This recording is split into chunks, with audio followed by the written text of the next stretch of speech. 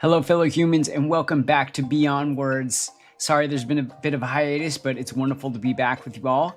In this episode, I speak with someone really special, Dr. Sam Wass, a developmental neuroscientist from the UK, whose work explores how attention, arousal, and social interaction shape the developing brain. We talk about neural entrainment, co-regulation, and why supporting attention may be one of the most powerful ways to support language development. This conversation bridges neuroscience, real-world parenting, and clinical implications for speech and language professionals. So, what lies beyond the words we speak? Tune in and find out. Hey everyone, how's it going? Welcome to Beyond Words, conversations on language, music, and mind in collaboration with speechtherapypd.com.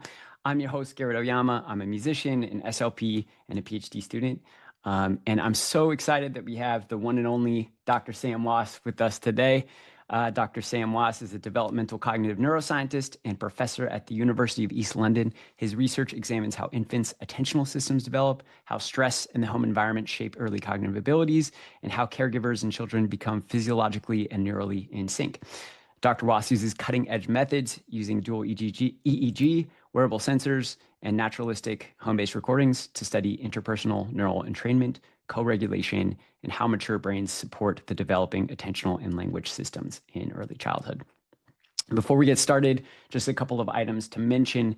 Many of these podcasts, including today's, will include an accompanying course on speech therapy PD that is available for 0.1 ASHA CEUs. And we each receive some compensation from speech therapy PD, but there are no relevant non-financial disclosures to report. And so without further ado, Dr. Wass, welcome to Beyond Words. How are you doing? Hi, Garrett. Thanks for having me. Yeah, good. Looking forward to this. Yeah, so excited to have you. I usually just ask the guests a bit about their origin story. I love hearing Mm. how people got into the fields that they're in, and especially interested in development and language. So I was wondering, what got you into this field? Yeah, I've had a funny route into kind of developmental neuroscience. So I started work in theatre, and one of the things we're probably going to be talking about today is I do a lot of work in the UK for kind of training kind of early years practitioners and kind of looking at kind of language development in schools. And I do love to come back to this point that neuroscience often has taken us to the same conclusion that acting has. So a lot of the solutions for how actors talk to a theatre full of 1,000 people are quite similar to how one practitioner talks to one 3-year-old for reasons that we can talk about. So yeah, my route in was that, and I was always very interested in children's theatre and children's opera, and then so I was travelling around in Europe. There's a lot of money for opera and theatre in kind of the German speaking world. It's a really big cultural thing there. So I was living out there and working there, and after about 10 years, I fancied having kids and stuff. So I came back and did a stable job where I can stay in one place. But yeah, as I say, there's a lot of overlaps between the two that we can be talking about. Amazing. And you've just had a child recently, right? I've got a 3-month-old, yeah. So I've got a 6-year-old, a 4-year-old, and a Amazing. 3-month-old. So yeah. Congratulations. Yeah, and we have one on the way too. So this is perfect timing. I get Okay. to ask about more Okay. tips. Go. Yeah. Um, yeah, so cool. I love that. It's amazing to me how many people I talk to that have come in through the arts into this field. And I do feel like they come to similar conclusions. So yeah, I'm coming from a music background and, all Mhm. of the things that I, have learned through jazz, like skill learning and improvisation, I feel like somehow they just overlap, and Mhm. they're so deeply tied to Yeah. this field. So one of the things that I'm really keen to be talking about today, Garrett, is this idea of, why there are so many kind of overlaps between kind of music and language. And a lot of them come down to the fact that they're both modes of communication that we've developed to tune into the ways that our brains naturally work. So, our brains are naturally rhythmic. So, if I were to ask you to shut your eyes in a closed room and measure, we use a technique called EEG, which is the kind of the surface kind of electrical activity of the brain, then you'd find this, incredibly complex kind of patterns of rhythms, strongest at about 7 cycles per second, in a kind of eyes closed, kind of resting state. And with children, we can talk in a bit about how their rhythms are different, but they're there, but they're different in some important ways that have got important implications for communication. But basically, when we're paying attention to, speech and to music, our brain rhythms, we call it entrain. So our brain rhythms start to match the rhythms of the speech that we're tuning into.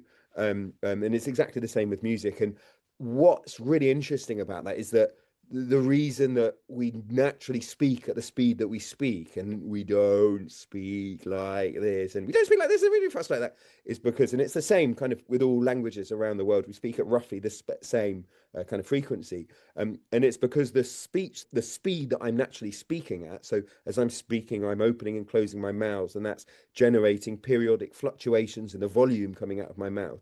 And those periodic fluctuations are strongest round about this 7 cycles per second speed. And it's because I'm generating a rhythm, yeah, which is close to your naturally occurring brain rhythms. And as part of paying attention to your speech, your brain rhythms are tuning in. So they're starting to track my speech rhythms. But it's easier for them to do that if the speech rhythms that I'm naturally giving you are close to the rhythms that your brain are naturally happening at, to start with. So that is why we speak the speed that we speak, because we've evolved that as a mode of communication to be as easy for our brains to pay attention to as possible. And there are lots of other kind of research looking at kind of music that we adapt how we play music. The reason that we make music and the way that we make music is because it's easy for our brains to kind of tune into that type of thing. So I think there's a lot of reasons why there's this kind of crossover between speech and music, and so many similarities between the two, and really, really interesting to think about, I think.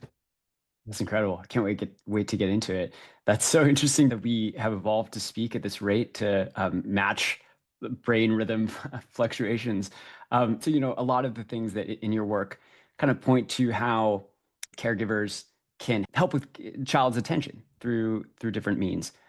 Is speech rhythm, the way that you speak to your child, is that influencing their ability to pick up language and to learn how to speak as well? Yeah, definitely. I mean, there's loads and loads of different answers I could give to that question, Garrett, and we can start to unpack some of them as we go. But one of the things to start with, I think, is directly following on from what I was just saying. So I was saying, in an adult brain, you get the strongest rhythms at about 7 cycles per second. And they're a very strong pattern of rhythm. So you can look at the raw brain signal and you can see these fluctuations very strongly to the naked eye. In a child's brain, you get 2 big differences. One, the predominant rhythms are slightly slower. So their strongest rhythms tend to be around 4 cycles per second. And also they're messier, so they're more irregular. Yeah. And naturally, when we speak to children, we speak slightly slower. Yeah. So there's lots of research into kind of child-directed speech, and the strongest kind of rhythm is a slightly slower pace than in adult to adult speech. And that's for the similar reason to what I just gave you. We've worked out that children's brains, who's naturally are oscillating at a slightly slower speed, they find it easier to tune into rhythms that are slightly slower. But there's another thing that I want to talk about as well, which is, particularly in the context of kind of book reading. So we've been doing a lot of research looking at kind of shared parent-child book reading. It's also present in all child-directed speech, but I'll say about that in a second. But particularly with books, and I got interested in this when I was looking for books for my own kids to read. I guess it was when Freddie, my son, who's 6 now, was probably about 2 years. And I don't know if you have Julia Donaldson in the US. So like the Gruffalo. So a mouse took a stroll through the deep, dark wood. A fox saw the mouse and the mouse looked good. And I remember looking through the books on a bookshelf that we had for my 2-year-old son and thinking, I feel physically nauseous at having to read another book with this dum de dum de dum de da rhyming couplets, or with these dum de dum de dum de dum meter, or these very, very strong rhyming couplets. So there's another one by her called The Snail and the Whale, and it's about a snail that takes a journey on the tail of a whale. And then, oh, look, the snail is leaving a trail. The teacher turned pale. And it's just these endless, like really, really heavy ale kind of rhymes. And I'm going to be sick if I have to read that again. And the other thing was these, another popular book in the UK. I don't know if you have it. It's in a book called Dear Zoo, which is kind of, it's got these rhythms in it, but in a slightly different way. So it's all about kind of repetition. So I wrote to the zoo to send me a pet. They sent me a giraffe. He was too tall, so I sent him back. So they sent me a lion. He was too fierce, so I sent him back. So they sent me a camel. He was too grumpy, so I sent him back. And basically, the whole book is on every page, apart from the first page and the last page, 8 out of 10 words are the same, and then 2 words are different. Yeah. So those are kind of 3 different ways in which book content for children tends to have these kind of exaggerated kind of rhythmicities, yeah, either meter, da-dum-de-dum-de-dum-de-da, or kind of strong rhyming couplets, all these kind of repetitions. So the same, exactly the same sequence of words occurs Oh, on interesting. pages. And I got interested in why this was, purely from the point of view of just, trying to find something that was different, some type of content. And then I was like, well, why are they all doing this? Why are they all the same? And we think probably now, having done some research on it, it comes back to this idea of children's rhythms. So children's brain rhythms are naturally messier. They're naturally more, we if you do it, you can, there's lots of technical stuff that we probably don't need to go into, but you can calculate the ratio of periodic to what we call aperiodic activity. So some of the brain activity is this oscillatory, regular four looks like a sine wave, 4 cycles a second. And then some of it is irregular. And in children, there's more of irregular. But if you give them this very strong, exaggerated rhythmic content, yeah, a mouse took a stroll through the deep, dark wood, then their brain rhythms will start to track the rhythms in the speech. That's fundamental to speech perception. And we think that giving them a very strong, exaggerated rhythm to start with just helps their naturally messier brains to tune in and to keep to that kind of more stable, more adult-like pattern of firing, which is in speech perception.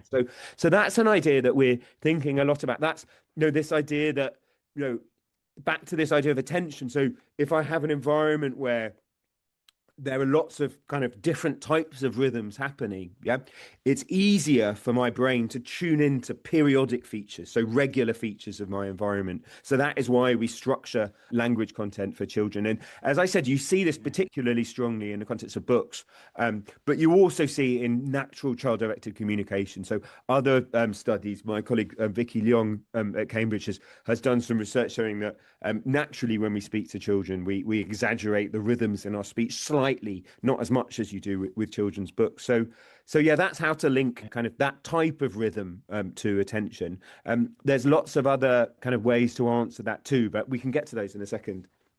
Cool, that's amazing.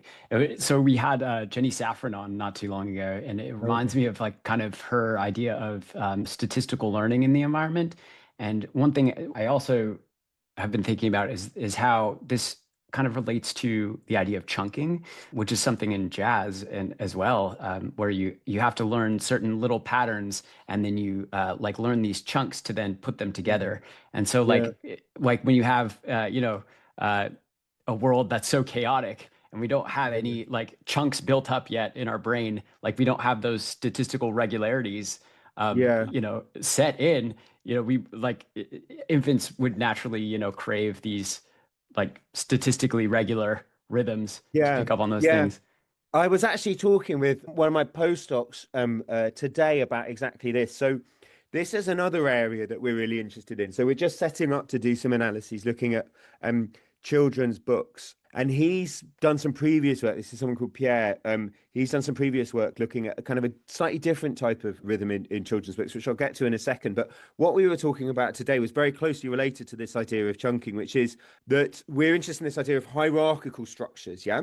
So Mhm. basically, the way that kind of our experience of reality is structured is that we have kind of these hierarchical goals. Yeah. So if my higher order goal is to cook supper, then that has within it a series of nested sub events. So, now I'm cooking the pasta, and now I'm cooking the pasta sauce. Yeah.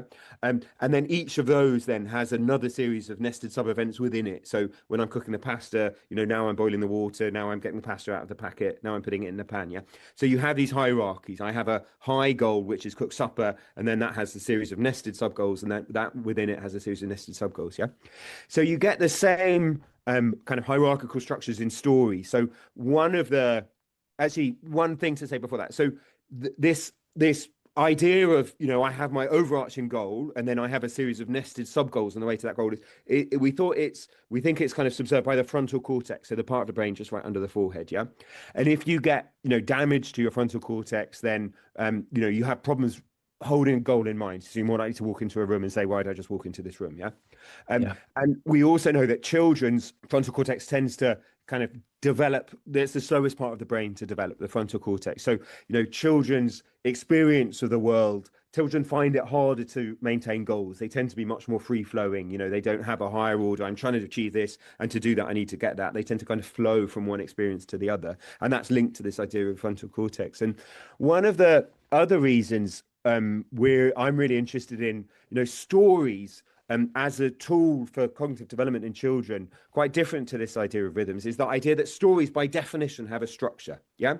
You have hero goes on a journey and then a series of events happen. Yeah. On the way to the journey. And then it's got this kind of big structure. So, for example, the Gruffalo, which presumably, you must know the Gruffalo. It's a mega famous story in the UK. It Yeah. must be the same for you guys, yeah. It's not in the US, I don't think, but when I was living in Malaysia with my wife, a lot of the Malaysians, like their kids loved the Gruffalo. I heard about it It's so not much. in the US. Or I don't know, it might be, but maybe God, someone that's else could chime insane. in. It's like the It most seems like some every. people know it, but Okay, I fine. don't hear Okay. about it a lot. Well, I'll explain it, then you'll probably be able to think of a thing. So the Gruffalo's got this kind of hierarchical structure. The mouse, yes, we have it good, Rosie Oh, saying yes, yes, we have it. good. Okay, Okay. cool. So like a lot of stories, the Gruffalo has this kind of hierarchical structure. The mouse goes on a story, yeah, and then has a series of things, and then meets the Gruffalo, and then kind of escapes, and then kind of it ends up with the mouse kind of achieving. So it's like a hero's journey, like classic things. And then on the way, they have this series of events, yeah. So this kind of simple, experiencing this structure again and again and again, we're really interested in this idea of how does this help with children's, own ability to see their own structures and their own everyday experience. But what I was talking about with my postdoc today was a part of this, which is you get these. So for those of you who know the Gruffalo, well, it starts off with, the mouse taking a stroll, and then he sees the fox, and then the fox says, would you like to come and have tea in my house? And then the mouse says, no, I can't. I'm going to have tea I'm going to meet the Gruffalo. And then the fox says, who's the Gruffalo? The mouse says, who's this big scary person? Do you want to come? And then the fox says, no, I'm running away. Yeah. And then you meet the owl, and exactly the same conversation, series of events happens. Yeah. He says, do you want to have tea? Mouse says, meeting the Gruffalo, etc., etc. And then he meets the snake. Yeah. So if you think about this in the overarching structure, the mouse is on a journey. He meets that one person, has a series of things that happen, then he meets someone else and has exactly the same series of things that happen, and then he meets someone else and have exactly the same series of things that happen. Yeah. And this actually happens twice in Gruffalo. It also happens at the end after he's met the Gruffalo, he's walking back seeing the same things, and you get the same kind of series of events. And this is a feature of children's books, yeah, that you have like a series of things, chunks that happen in the same order at repeated times. Yeah. And what I was talking about with my postdoc today is I think this might be really interesting in terms of helping children. You get these, mega exaggerated, clear, hierarchical kind of goal structures. And this idea, you get these kind of repeated goal structures might be a way to help children to perceive this idea that, the world has a goal with these series of nested structures. You get these really strong exaggerated rhythms. Because if you think about it, that never ever happens in an adult book that you do that. So yeah, that's another way that links in really closely to your idea of jazz and how you learn. What was the word you used for it, Garrett? You learn these kind of chunks and then you kind of assemble these chunks into meaning. Yeah, I mean, it's usually like these little riffs. There's a lot of these repeated harmonic gestures in jazz, like like a 2-5-1 is a very common one, where you have the 2 chord, a 5 chord, and then a 1 chord, and you have this like library of licks that you learn over these little harmonic progressions. And over time, you can, instead of just hearing individual notes, you start to hear patterns, and then those patterns like get larger and larger, and like you can hear the whole structure. It's there's a lot of repetition and theme and variation, and all of this nested in jazz. Yeah, and I bet the pattern that you go through as you're learning it is very similar to how you assemble these chunks of meaning in books, that you probably start off with this very simple, more exaggerated chunk structure where you get exactly the same thing happening again and again and again. Yeah, like as I was describing for Gruffalo, and then over time as you progress, you go to more kind of free flowing where those chunks are still there, but they're kind of more smudged over and harder to perceive as they are in adult literature. Yeah. I've been thinking about this a lot because one thing that I've seen in my clients over the last, I don't know, 10 years or so is like their narratives are becoming harder to understand and less organized. It seems like that narrative, the higher order nesting of structure within a story is sort of breaking down in some ways. And I'm wondering what you think about the sort of the landscape of digital media and stories these days, which seem to be they seem to have less structure, at least in terms of, if you think of something like scrolling through little tiny TikTok shorts or something, you have less statistical regularity. There's nothing that's like nested in a higher order story. And even the stories or the cartoons that you watch, like kid shows these days, are becoming less coherent to me. Like when I watch them, it's hard for me to perceive, what structure there is. There's a lot of like Mm. unresolved, plot points and even things that don't seem to be a story. And the stories that I hear my kids tell often um, sound like that to me, like Yeah. almost like I can't get it without very idiosyncratic context. Yeah, that's really interesting. Yeah, we've just got a consultation underway in the UK. We're just issuing some screen time guidance for 0 to 5s. I've been talking a lot with some colleagues, your colleagues in the States, Heather Kokorian and Jenny Radetsky, who kind of were contributed to the American Academy of Pediatrics guidance for screen time, and I've been doing some analyses looking at exactly that. So another thing that you might know in the Night Garden. And Teletubbies in the Night Garden was a kind of very popular earlier show in the UK about 25 years ago. And I was actually doing an analysis looking at the story structure of that. And it's very, very Cool. similar to the story structure of Gruffalo, that it just has the one episode we were looking at in detail. It just had Macapaca, who's the main character, going up to Upsy Daisy and washing her face, and then went on a walk, and then went to Iggle Piggle and washed his face, and went to the Tomneyboos and washed their face, and went to the Pontypine. So it was the same thing, the same kind of unit. So there was kind of an overarching kind of episode structure, which was Macapaca's day, but it had this same extremely modular, extremely kind of clear kind of chunking to help them to kind of see these patterns that were there, kind of contributing to this higher order goal, exactly like I was Okay. just saying for Gruffalo. And then we were comparing that with 25 minutes of viewing study from actually American data and 4-year-olds viewing YouTube Kids. And it was, in the same time that, a kid 25 years ago had watched this one episode with one story arc that took 25 minutes to unfold, that was just these 5 separate kind of chunks. In the same time, they'd watch something like 12 YouTube videos with an average time of 2 minutes per Wow. clip, and completely different, unrelated narrative stories. So it's really kind of a big kind of difference. Just one thing while we're on screens, I want to get back to rhythms because there's a lot more I want to say Yeah, about rhythms. of course. But just quickly while we're on screens, the other point that we've been thinking about is, why do they do that? So why is content changing in this way?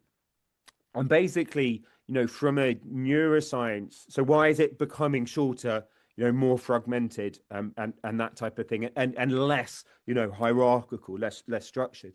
And basically, in brain terms, we think there are kind of 2 routes to paying attention to something. So one is what we call comprehension driven attention. So I understand something, and as a result, I'm paying attention to it. And this is very much happens with the frontal cortex, so the bit under the forehead here. So if you measure people in the brain when they're doing that type of attention, then it's kind of predominantly kind of frontal cortex. But then there's another route to paying attention, which in brain terms is very different, which is when there's movement in our visual field, it's very hard not to pay attention to it. Yeah.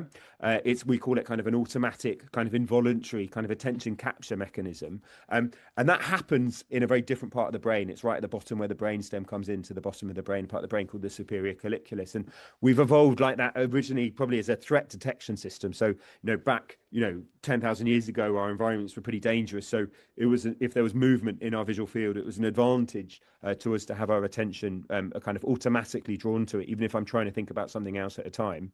Nowadays, of course, it's very rarely, actually useful for us to pay attention to movement. And if anything, but it's still hardwired into our brain, to pay attention if there's movement anywhere in our visual field.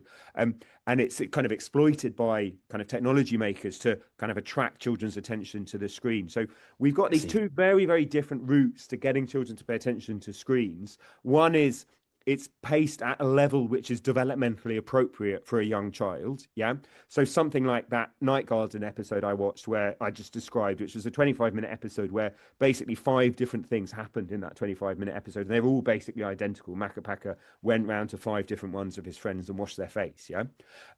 That's at a level which is developmentally appropriate for a 2-year-old in terms of the complexity, also the pacing of the plot that they can follow. Yeah.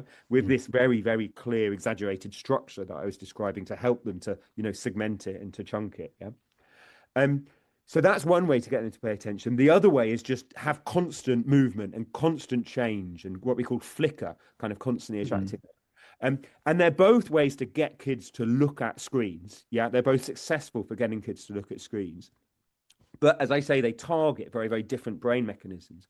And the reason that we think that the makers of content are increasingly using the latter, so there's really good evidence that screen content is getting more fast-paced and more unpredictable, is simply because it works immediately, and it's kind of automatic. Yeah. So even if I don't understand the content, if it's moving, it's very, very hard not to look at it. Yeah. Whereas Mhm. comprehension-driven attention is takes time to build up. Yeah. So the first time you watch a very, very slow-paced TV show like The Night Garden, a child won't be particularly engaged with it because they won't know any of the characters, they won't know what's happening. There's no movement, there's very, very little movement to actually draw their attention to the screen. But then if you Yeah. watch it with them a few times, yeah, and they start to understand and they start to recognize the characters and they start to learn the story arc, the repeated story arc, then they really, really pay attention to it and they really, really love it and will watch it for a long period of time. But it's just that Mm. initial bump. Yeah. So this fast paced kind of, we call it salience driven. So movement driven attention just works immediately. It's involuntary, it's automatic, and it works for everybody all the time. Yeah. Whereas this comprehension driven attention only works for some people and it builds up over time. You have to understand what you're watching for it to work. So that is the reason we think why the makers of screen content are increasingly shifting towards this, fast-paced attention, capture-driven attention. But of Yeah. course, from brain terms, from brain development terms, there's no doubt I don't want my kids doing that. I want my kids doing the slow-paced, comprehension-driven attention. That all of the positive benefits for, benefits from screen time come from these kind of very, very slow-paced, repetitious things like Night Garden. So I just wanted to get that in Yeah. because I think it's important. Yeah, I mean, it makes sense, and I see that in myself. Like, I was at a Yeah, museum the other day, and it's like I could easily just kind of scream by everything and be like, "Oh yeah, I saw it all." I'm seeing this next thing, next thing, next thing. But like the attention that you pay, if you sit down with one thing, you start yeah, to yeah, get yeah, more out of it. You see like some higher order meaning or something like that. yeah, But yeah. yeah, Yeah, yeah. There's just actually one more thing before we get back to rhythms, which I do want to get back yeah, to. There's one more thing on that. So there's another bit of research I've been thinking about a lot again for this evidence that I've just been submitting to our Department of Education for this review that we're doing at the moment, is about this idea of kind of being kind of how relaxing we find kind of screens versus reading. Yeah. So basically screens, there's good evidence that screens, short-term and long-term increase kind of physiological stress, because there's a lot of information coming at us when we're viewing screens. So there's a lot of movement and a lot of sound coming at our brains when we're viewing a screen. And our brains are prediction machines. So the way they work is constantly trying to guess what's going to happen next, what are we going to see next, what are we going to hear next. And when we're in a situation where there's too much coming at our brains, yeah, we go into, again, it's probably an evolutionary mechanism. We go into this mode of, I'm in an unpredictable situation. I don't know what's going to happen next. So I ready my body to go into this high kind of stress state. Yeah. So my heart starts to beat faster. It's a sympathetic nervous system. So fight or flight. Yeah. hmm My heart hmm starts to beat faster. I get a lot of energy to my muscles. And again, we've evolved like this over, a long period of time, because when I'm in an unpredictable situation, I might have to be ready to kind of break at a moment's notice. Um, so that's how screens affect us. How books affect us is very different. Yeah. Because, screens, we have a lot of quite unpredictable, very intense, high bandwidth information coming. So a lot of sounds, a lot of sights. Yeah. Whereas when we're reading a book, if it's a print book, we just have a very low bandwidth of information coming at us. Yeah. It's just black shapes on a white page. Um, yeah, and then our brains are kind of building out. Yeah. So they're using their imagination to build sights and sounds and smells onto these words that we hear. Yeah. But because so much of this activity is self-generated, yeah, it doesn't take our brains by surprise. Yeah. We're not, trying to keep up with this information that's coming to us because we can tell what's happening because everything's self-generated. So that is why there's really good evidence that screens immediately increase physiological stress. So screens immediately put us into hmm sympathetic. Yeah. Whereas books, even short bursts of reading, if we're engaged with it, it kind of it reduces stress. So there's good yeah, evidence for that too. But the tricky thing is making that transition. Yeah. And there's a really interesting kind of point to be made here. I just was doing a TV thing about kids, doing detox or coming off screens. So this was ADHD kids doing detox. And they were saying straight off coming off screens, it's really hard to get into that, reading a book. Yeah. And we understand quite well why that is too. And it's basically when I'm in a high stress state, yeah. So when my sympathetic nervous system is high, I'm in a high kind of arousal state. Again, probably for evolutionary reasons, we don't know, but probably we change how we pay attention. So my attention becomes much more, we're much more likely to pay attention to movement anywhere in our visual field. We much find it much harder to focus on one thing, yeah, when we're in a temporarily high stress state, yeah. And again, that's probably because if I'm in a dangerous situation, it's more important that I pay attention to movement anywhere in my visual field because it might be a threat, yeah. Whereas when we're calm, we find it easier to focus. Yeah. So straight after I've come off screens, yeah, the reason it's very hard to get into paying attention to a book is because books don't, have movement to capture our attention in the same way. Yeah. So when I'm in a temporarily high stress state, I find it hard to get into a book. Yeah. But if I can get calm enough to get into a book, then because it's this kind of low bandwidth, easy for my brain to manage information, then my brain finds it relaxing and I get there. Yeah. But it's just making that transition from a screen, which puts me into a high stress state, which changes how I pay attention, makes me more driven by movement. Yeah. How do I make that transition from a screen, which puts me into that state, into a book? And if I can make that transition, then I can keep on relaxing and keep on getting calmer. I see. Yeah, it reminds me of the idea that you talk about arousal matching, where like parents Oh can yeah. match the arousal states of an infant to help them regulate, which is also, I don't know if you know this principle in music therapy called the ISO principle. No, I don't know.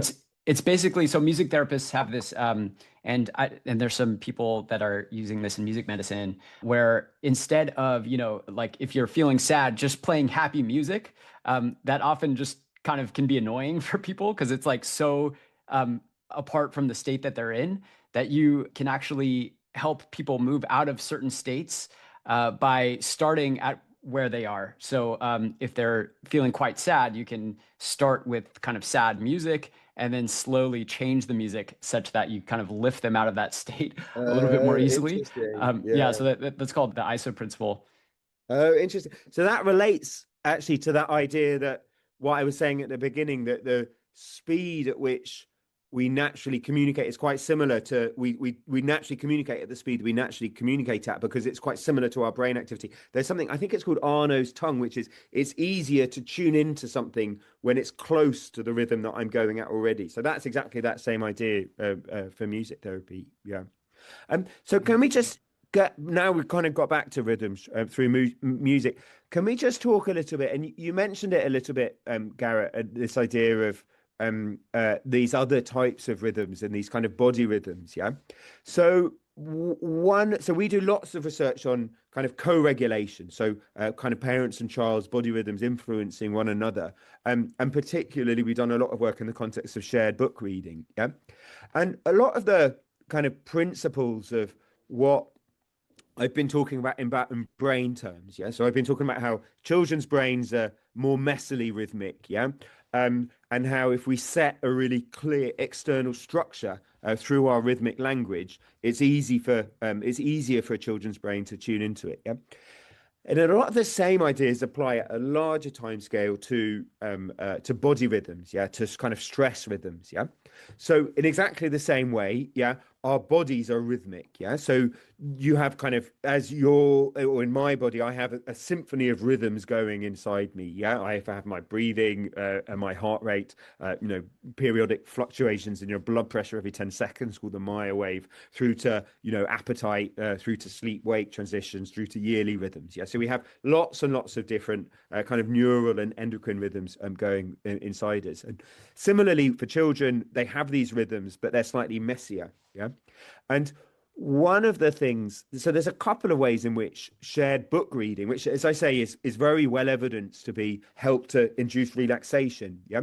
A couple of different ways in which that we think that this idea ties into this idea of rhythm. So, firstly, when I'm doing shared book reading, so I'm sat with my kid on my lap, yeah, I'm naturally breathing in a different way to how I breathe, yeah. I'm naturally taking slow, deep breaths in and letting them out slowly, yeah. When we're speaking, we breathe differently to how we're not. And that is also happens to be the way that we breathe when we're calm. Yeah. So I'm breathing as if I'm calm. Yeah. So getting someone to read out loud, even if they're not feeling calm, it forces them to breathe as if they're calm. Yeah. And Mm. children pick up on these rhythms. So children, particularly if it's a child sat on your lap and there's physical contact, we're very, very sensitive to picking up on each other's rhythms. So just by setting that kind of breath rhythm through a child, that's one of the ways in which we call it kind of affect contagion. So helping mood to change from one person to another. So that's one way. And then so that's kind of at the kind of second scale. Yeah, you force these kind of slow, regular, periodic body rhythms into your own body through the act of reading aloud, and then the child picks them up through the contact with you. And then the other way in which we can think about that is an even bigger time scale. So one of the things I talk about a lot when I'm talking about with early years teachers is the importance of daily routines. Yeah, doing the same thing at the same time each day. Mm. And we think that one of the reasons why this is really important for young children is exactly the same idea as with the brain stuff. So if you set a strong, stable, consistent rhythm, yeah, it's easy for a child's body rhythms, yeah, which remember are naturally messier, to tune in to this rhythm that you're setting them, yeah. So, Mm. in the context of a kindergarten day, yeah, if I'm always, doing my physically active kind of outdoor time at the same time each day, then, I can tune that. So that's going to be one of my high points of my physical arousal during the day. And then if I'm always doing book reading at the same time, then, just setting that external structure helps a child's naturally irregular body to tune in to these rhythms that I'm creating. Yeah, Oh, exactly amazing. like Yeah. regular speech helps brains to tune in. So that's why, a book at bedtime, for example, is proven to help manage that big transition into sleep. Yeah, and also kind of regular kind of book reading at different types of days. So we're quite interested in, when children often arrive at kindergarten, that's often, they've often been wired and had unpredictable home situations, and it's hard to make that transition. Yeah. And for older children, for us, it's reception when they start school at age 4 or 5. They often struggle with the transition back from lunchtime because lunchtime is a playground and it's chaotic and Yeah, struggle sure. to make that transition. So we're hoping to do some research, looking at how we can use books and this regularity to help them manage that transition. So it's all about setting these stable rhythms to help their That's body so to tune cool. in. Yeah, it totally made me think of just like music, how it has so many nested rhythms in it. And the Mm. pulse that you set is like, your daily routine. And within that pulse, like that pulse actually helps you to feel the internal rhythms of the melody and the chord changes and everything like that. It just like lets you anticipate. And one thing I've heard you talk about too is like this, your brain as a prediction engine. Like when you are a child who is going from lunch to back to the playground, or sorry, lunch back to the classroom. It's your first time doing that, and you don't predict what that you have to go from this really high stress, high arousal state to sitting in a desk. That's going to cause some issues with that stark transition that that you can't predict it. But over time, if you're able to have that steady rhythm, just like in music, when you have the pulse, you can Yeah. fall into those rhythms more naturally. That's so Yeah. cool. Yeah, and it's exactly the same idea. So I love this idea of kind of these nested rhythms, as you say. It's interesting that they're also discussed in the context of music, particularly with mood regulation. We place there's this great where did I get it from? I can't remember where I got it from, but there's this idea that we place a big emphasis on the idea of being still, yeah. But in fact, the idea of stillness is an illusion. We're biological organisms. All biological organisms, they can't. The only time we're still is when we're dead. Yeah, the times when we achieve stability through this constant even movement. Yeah, and this idea of telling a child to be still, it's about kind of setting kind of these rhythms for their brains always to be going. But exactly, we've been talking about this in the context of physiology on rhythms on the hour to minute scale, but it's exactly the same idea, I think, in the context of these faster rhythms. Yeah, so we've been talking in speech about these sub-second rhythms, but we've also done some research. Actually, my postdoc Pierre, who I was mentioning earlier, talked about how you get these kind of periodic rhythms in a lot of content, in language content. So chorus and verse, for example, back to another famous British one. Do you have bear hunt? We're going on a bear hunt. Oh yeah, We're that's going one to of my catch a big one. favorites. Okay, fine. Yeah. We're going on a bear hunt. We're going to catch a big one. What's a beautiful day? We're not scared. Oh, grass. big wavy grass, we can't go under it, we can't go over it, oh no, we've got to go through it. And then the same, but you get, it's a very, very repetitious at this kind of at the chorus verse scale. Yeah. Um, and that is also, we think, related. So another example, sorry to plant the earworm, is Baby Shark. So if you look at Baby Shark, do do do do do do, Baby Shark, do do do do, it has exactly the same thing, that there's new information, yeah, Baby Shark, and then there's what we call redundancy, so just repetition of that information, yeah, and then Mummy Shark, do do do do do do, and then redundancy, yeah. So you get these rhythmic. If you look at the rate at which new information is being introduced, you get a spike, you get some new information, then you get repetition and redundancy, then you get new information, then repetition and redundancy. And Baby Shark's a particularly stark example that it's very, very periodic when this new information is coming in, just like Bear Hunt, just like lots and lots of different children's books that work in this chorus and verse. And we think it's probably the same thing, that the brain, if this new information is presented periodically, yeah, the brain starts to kind of ready itself, so starts to prepare itself for new information to come in, if it's in this kind of predictable structure. Exactly as you say, Garrett, at the larger scale, when there's regular activity or something like that, at the hour scale, my body starts to prepare itself in advance. So there's all sorts of rhythms, and there's all sorts of ways in which predictability and kind of routine and kind of repetition and this this structure, this periodic structure, is really, really important for helping children to achieve this kind of stability and kind of attention and focus. Yeah, amazing. I was wondering, what do you think the the parent role is in this, or in the therapist role, I suppose, like whoever is working with the child, how does their feedback or their contingent behaviors, how does that affect the child's development of those rhythms, if that makes sense? Yeah. So we'll get on to contingency in a second, because there's also loads of stuff I want to say about contingency. But just while we're on this, setting a structure. So I guess there's lots of different. So we're doing it not in kind of the context of speech therapy, but we're looking at this in the context of kind of phonics, so language and literacy learning, and also maths learning, actually, in what's it called in the States between like 4 and 5? We call it reception. It's still kindergarten for you, yeah? Mm-hmm. Between 4 and 5. Okay, fine. So we're doing it, between kind of 4-year-olds and 5-year-olds. And we're thinking about, trying to think about different ways in which we can introduce this idea, basically, make the way that we teach more like Bear Hunt, which, you talk to any teacher who does Bear Hunt regularly with their class. A lot of classes in the UK, they do it regularly, and they all say they've got no problems paying attention to that, but they have problems paying attention to other content. And there's lots of different ways. So firstly, it's worth thinking about these sub-second rhythms that we started off, yeah? These just loud, soft fluctuations, yeah? Ways in which you can kind of make your speech more rhythmic. But then there's also kind of this idea of what I was talking about the verse and chorus structure, yeah? So some of the time in phonics, so this is teaching written speech sounds, when you have a sound like ooh, if you're teaching it to a class of 4-year-olds in the UK, we'd have first of all, you look at it and then you sound it out, and then you embed it in a word, and then you segment it, and then you fuse it with another word, and then you write it, yeah?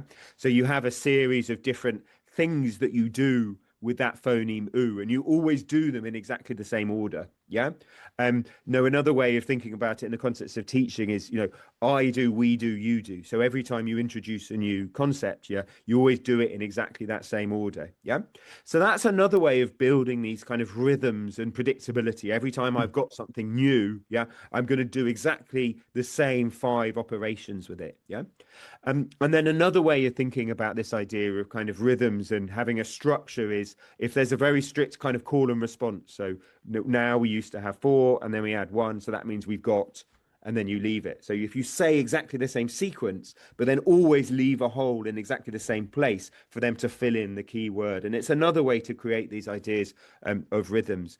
But so those are some of the, more subtle ways to do it. Obviously, there's more obvious ways to bring in, rhythms and predictability, which is, chants and, actually kind of introducing rhythms while you're doing it, which kind of there's also worth trying too. So there's lots and lots of different ways of kind of using call and response, using kind of repetition and that type of thing to build these kind of structures and predictability. Yeah.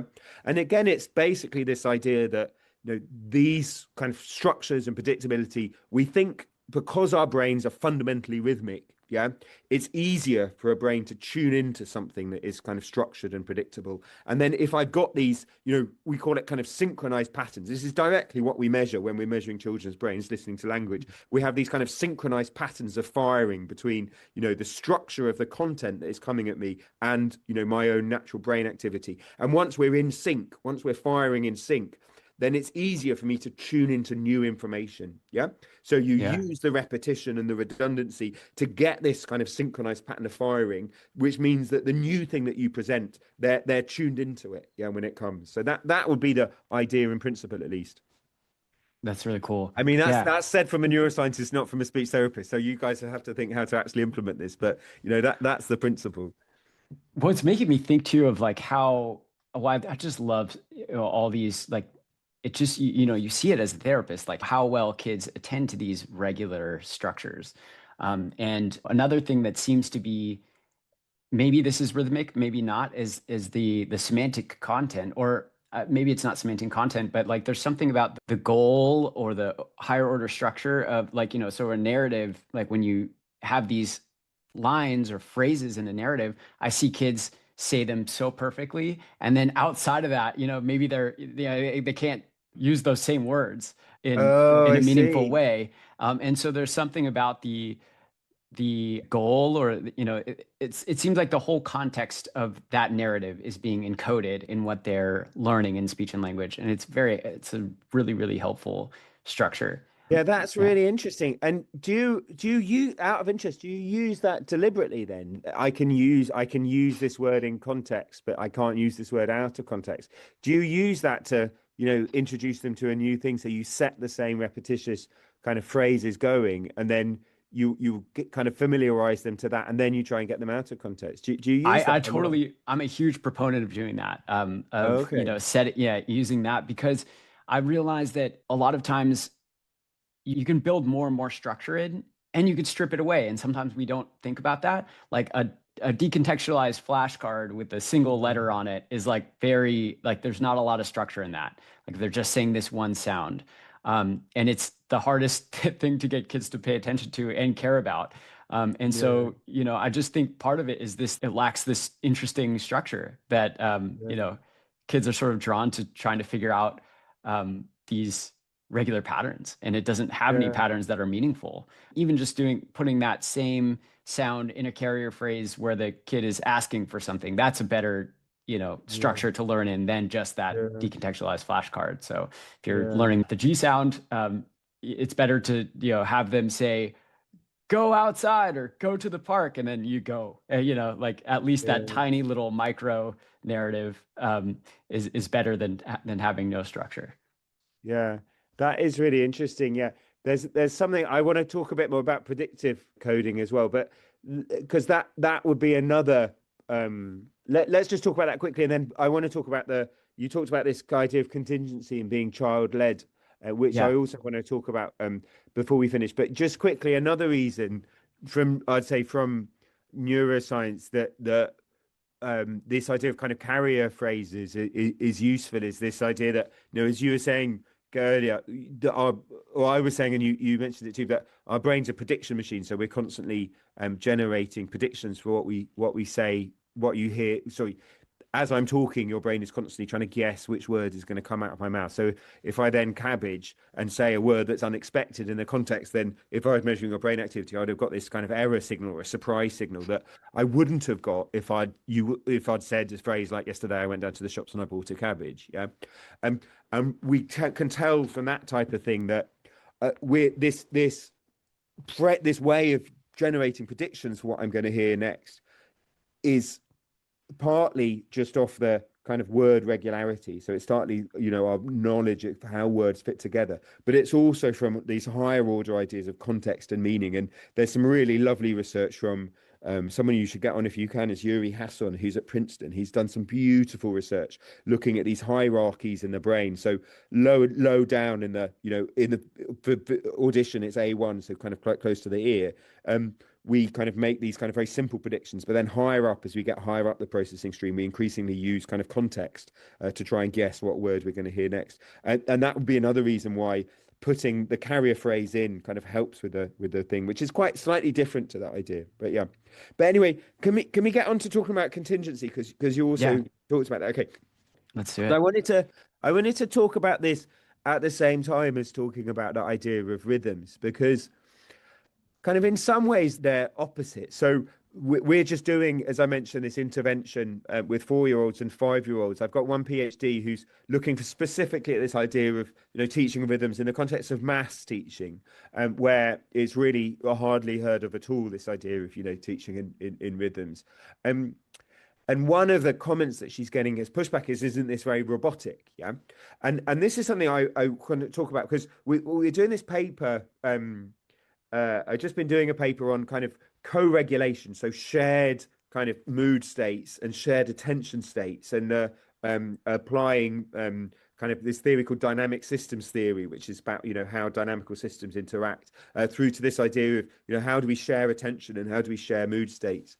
And we title the paper after this poem by T.S. Eliot, "The Dance at the Still Point of the Turning World." It's a beautiful section from the Four Quartets about how we're dancing around this still point. Yeah. So we're continually, both partners in a dance are adapting to one another, and we achieve stability through movement. Yeah. So we keep in one place through constantly dancing and adapting. And, this idea of a dance has got these two elements. Yeah. One is this idea of rhythmicity that we've been talking about. Yeah. So if there isn't, a rhythmic structure to it, it's not a dance. But that on its own isn't enough to make a dance a dance. It's this idea of kind of adaptation, and that you're continually, micro adapting what you say, depending on the partner, that is also integral to this idea of a dance. And there's loads and loads of evidence that we do that. So we've done a lot of research looking at shared book reading, for example. Yeah. And, when you're reading a book to a child, you're setting all these rhythms, as I've been saying, but you're also at the same time continually adapting, not just what you say, but how you say it, dependent on lots and lots of very subtle kind of millisecond level cues that you're getting from the child. So we've done some research that, things like how up and down in your voice you go. Yeah. So times when, a child's neural engagement starts to wane, then you naturally start talking more like this, because up and down kind of captures attention. And then when the child's more engaged, then you change how you say your voice, and you're more likely to introduce new kind of semantic information. Yeah. So it's both of these things that kind of are opposite, yeah, but are kind of integral, yeah. One is how you set the structure, yeah. So the structure is necessarily comes from you. It's this regularity, it's this predictability, yeah. But at the same time as setting this regular and predictable structure, you're also constantly dynamically micro adapting your state, missing a step here or there, or skipping or going ahead or speeding up or slowing down. It dependent on cues from the child, yeah. So they're kind of opposite, but they're kind of integral, both to this idea of dancing, and to this idea of how we establish and maintain shared mood states and shared attention states when we're interacting one-on-one with a child. So I just wanted to kind of throw that idea out there as well. Yeah, it's a beautiful idea. And there is research on some of yours as well on how contingency can increase a child's attention.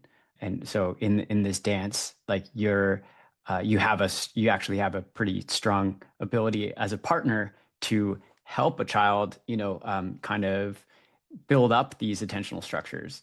And one thing that, that I want to make a plug for is, like in-person book reading, shared book reading, like in person versus just having your kid watch a YouTube video, because that happens a lot. And, if you watch these videos of the story, it's like, it's great. It has the rhythm, but there are all these like non-contingent parts of the story. Like you don't know when the child is saying something. Oftentimes a YouTube video will ask a question like, what do you think about it? Or like, or they ask a question like, what did he just say? And then they're like, good job. But you don't know if that was like actually when the child said something or, Yeah, yeah, yeah. yeah. That's a really, really important point, actually, Garrett. So, in the context of, adult reading, so if you look at all, older child reading on their own, yeah. If you think about, so there's nothing when you're making these eye movements, that, in exactly the same way with TV, that with screens, that your eye is getting captured by the movement. Yeah, there's nothing that all of the control of your individual eye movements is from yourself and under control. And if you think about it and if you measure it, so we've done some it's really irregular. So you don't read at a regular pace. Yeah. You're kind of reading a few words, then you'll pause, look away, and then you'll read a few more. And you're basically controlling the rate of information uptake. Yeah. And it's determined by when your brain is ready to receive information and when it's not. And similarly, when you're sharing books with children, it's a really irregular. So sometimes you press forward and then sometimes you pause. Often, I've read, there's another lovely series of books, Jez Albright. I don't know if you have them. They're mainly picture books. So there's just one or two words on each page. And there's a lovely bit where the monkey is, I'm blanking on the name, Push, something like that. But there's a scene where the monkey is reunited with the mum, and the mum is the big kind of smiles. And, when I read that with my kids, they'll stay on that page for about 2 minutes, just, tracing kind of the outline of the mum's smile with their face. And it's because so much of the world just happens too fast for a young child. Their brains are really, really slow. And books just have this amazing ability to show a moment frozen in time. So much emotional communication is just too fast for children, but books kind of freeze time like that. So they'll sit and they'll look at it for 2 minutes, tracing the smile. And then we'll go on to the next page and then they'll want to go back. Yeah. And they want to revisit it. And exactly as you say, this idea that there's a lovely Miyazaki who did lots of Japanese kids films, Spirited Yeah. Away and Ponyo and My Neighbor Totoro and things like that. I read an interview with him where he said exactly this point, which is he wishes that he could make films that sped up and slowed down dependent on the speed that the child needs at that moment. We know that Mm. their brains are messy, they're very stochastic. Sometimes they're ready to receive information, sometimes they're not. Our adult brains are like that too, but children's brains even more so. And that's what's crucial about language, through face-to-face interactions, that we can adjust, like micro adapt what we're giving and when, dependent on these cues that we get very good at reading from children. So you're absolutely right. That's the crucial point of difference between, face-to-face reading and getting stuff off screens. Oh, man, amazing. Thank you so much, Sam. I know we're kind of running short on time. If people, yeah, so I haven't been looking too much at the comments, but if No, I haven't anyone been has looking too any much at the couple things. Yeah. questions, feel free to ask as we have a few more minutes left. But yeah, while we're waiting, thank you so much. You're an inspiration, and just thank you for the work in this area. It's super important, Yeah. and yeah, Oh, really good. Yeah, I agree. I think it's really important. And it is, particularly if anyone's got any thoughts on this idea that these kind of roots between, this move, because it's such a stark move towards, I mean, there's one thing which is the move away from face-to-face communication. Yeah. The one other thing I was going to say, actually, I forgot. Let me just put it in if waiting for the if there's any questions. But one of the other things that I wanted to say earlier, which is really important about this idea of predictability, is one of the things that we've got really good evidence is happening now. Is one of the crucial elements of predictability is when I'm this idea that I'm giving cues as a child to an adult, yeah, and it's essential to this idea of early communication that the adult is reading these cues and responding to them, yeah, exactly what we've been talking about, this idea of contingency. And one of the things that sadly we know is true is technoference. So so firstly, as adults, we've been so sped up by the modern world. We get used to consuming this fast-paced information that children are naturally, their brains are naturally slow and they haven't had so much modern world, so they're not as sped up. So the kind of gap between the speed at which an adult's brain goes and the speed at which a child's brain goes is much bigger now than it was 200 years ago. So like Maria Montessori, who was writing about mm, 100 years ago, she doesn't really speak about this idea of